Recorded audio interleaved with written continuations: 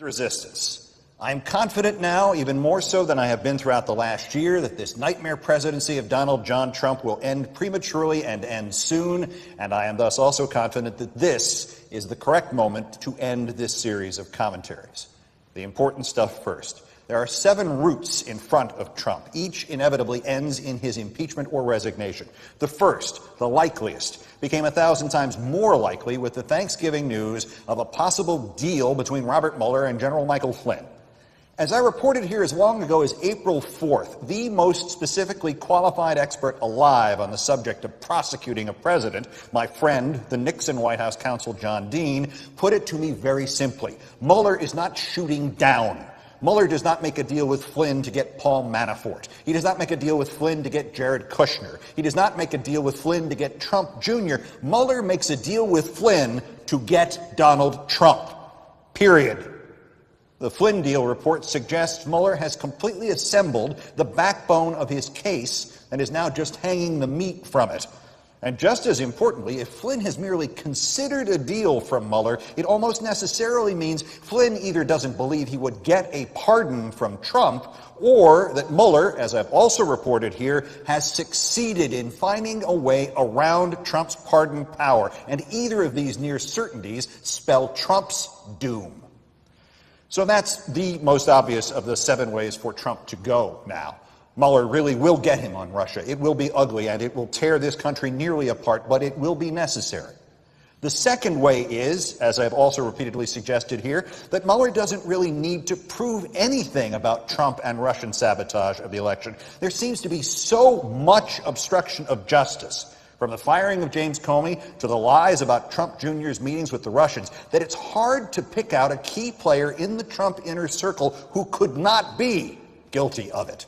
Trump could be impeached on just obstruction of justice and a few lesser charges. Nixon was about to be. Or there is a third way. We could be spared the trauma of a Russia impeachment or an obstruction of justice impeachment, as we were spared it with Nixon, if Trump is smart or just sufficiently scared enough and he resigns. Or if he isn't, those around him who could still sell themselves by selling him out will force him to resign. A modified version of this, of course, is the fourth possible outcome, that even if Mueller is months away from his denouement, the Republicans will impeach or remove Trump by spring purely to save their own asses. The state elections in Virginia and Oklahoma earlier this month show what could face Republican incumbents nationwide next November. Not only were Democratic victories overwhelming, but half of them were little morality plays. The 26-year-old lesbian beats the Republican in the district Trump won by nearly 40 points a year ago. The transgendered candidate in Virginia beats the guy who wrote an anti-equality bathroom bill. The boyfriend of a news reporter shot to death on camera beats the Republican pro-NRA candidate. I'll say it again. Richard Nixon was not forced out of office by Democrats, not really even by Watergate. Democrats controlled the Senate and the House every day Richard Nixon was president. They could have impeached him at any point. He resigned when the leading Republicans went into the White House and told him that not only would he be impeached and convicted, but he would take all of them down with him, and they were not going to let him do that. So that's the fourth way out. Trump becomes more of an albatross to Republicans, and more importantly, more of a rallying cry to Democrats, and the Republicans remove him before the midterms, and then boastfully run for re-election on having removed him.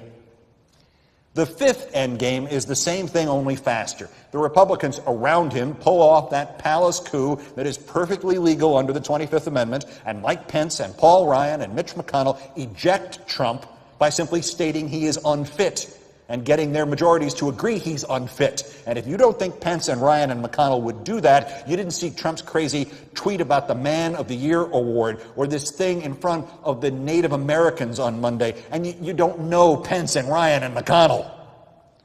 The sixth means by which Trump leaves early is, of course, that if the Republicans don't impeach Trump before the midterms, the Democrats will be able to after the midterms.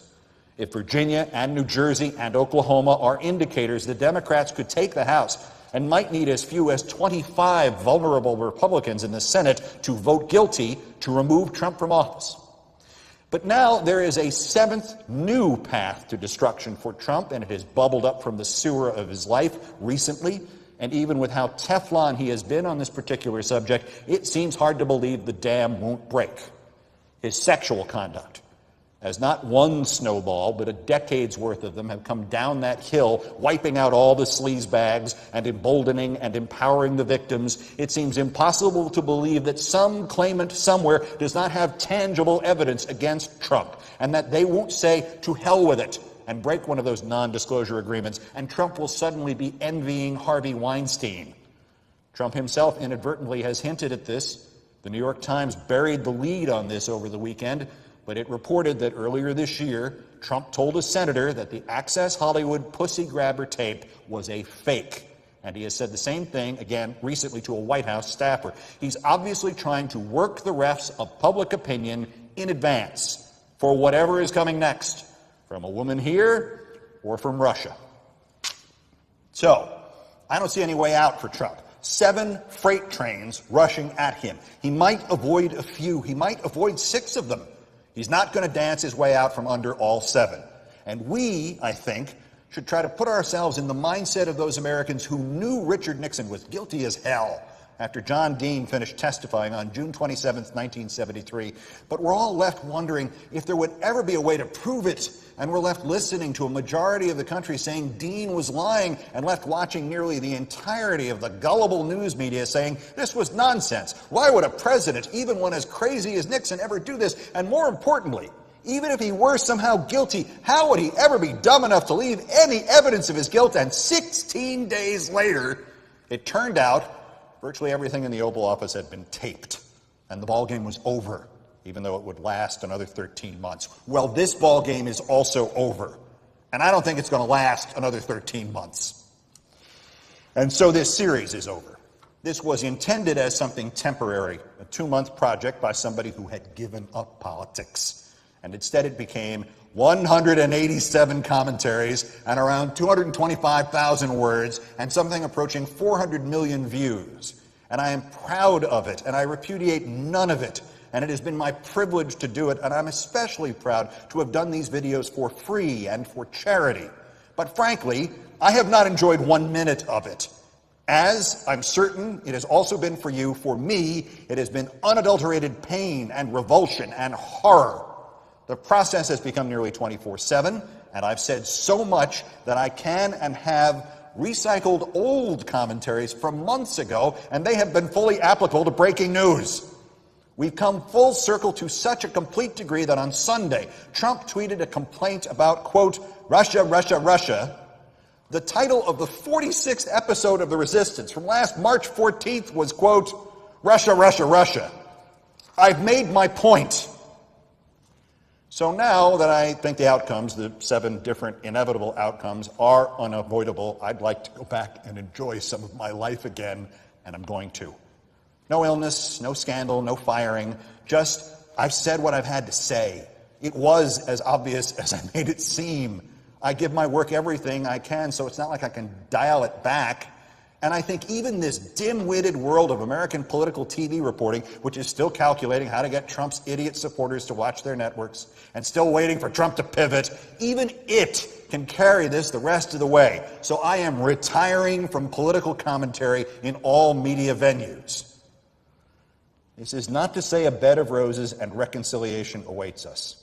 The post-Trump America will be relieved of his prodigious evil, but in its place it will have Trump as living martyr. That prodigious evil and rank hypocrisy and immorality of his supporters, perhaps a third of us, will not vanish with him, and I'm not sure that the democracy has not been damaged too much to deal with their lawless, unprincipled rebellion, and I do not see this country's politics truly healing in the next 30 or 40 years. But at least the bleeding will be staunched, and we will have a chance to alter a phrase I heard somewhere, to make America America again. Thank you for all the kind words and all the support. Have fun storming the castle.